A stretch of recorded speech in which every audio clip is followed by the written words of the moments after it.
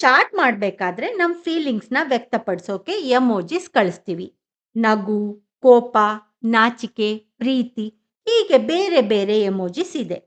ಈ ಫೀಲಿಂಗ್ಸ್ನ ಮಿಕ್ಸ್ ಮಾಡಿ ನಾವೇ ಹೊಸ ತರಹ ಎಮೋಜಿ ನಮಗೆ ಬೇಕಾದ ಹಾಗೆ ಕ್ರಿಯೇಟ್ ಮಾಡಿ ಕಳಿಸಿದ್ರೆ ಹೇಗಿರುತ್ತೆ? ಹೌದು, ವಾಟ್ಸಪ್ನ ಈ ಹೊಸ ಫೀಚರ್ ಪ್ರಕಾರ ನಮ್ಮದೇ ಆದ ಎಮೋಜಿಸ್ನ ನಾವು ಕ್ರಿಯೇಟ್ ಮಾಡಬಹುದು. ಈ ಫೀಚರ್ ಯೂಸ್ ಮಾಡೋದಕ್ಕೆ ನೀವು ನಿಮ್ಮ ಮೊಬೈಲ್ನಲ್ಲಿ ಜಿಬೋರ್ಡ್ ಅಂದರೆ ಗೂಗಲ್ ಕೀಬೋರ್ಡ್ನ ಇನ್ಸ್ಟಾಲ್ ಮಾಡಿರಬೇಕು. ನಂತರ ನೀವು ಯಾವ ಎಮೋಜಿಸ್ ಮಿಕ್ಸ್ ಮಾಡಬೇಕೋ ಅದನ್ನು ಸೆಲೆಕ್ಟ್ ಮಾಡ್ಕೊಳ್ಳಿ. ನಾನು ಈಗ ಒಂದು ನಗ್ತಾ ಇರೋ ಎಮೋಜಿ ಮತ್ತೊಂದು ಅಳ್ತಾ ಇರೋ ಎಮೋಜಿನ ಸೆಲೆಕ್ಟ್ ಮಾಡ್ತಾ ಇದ್ದೀನಿ.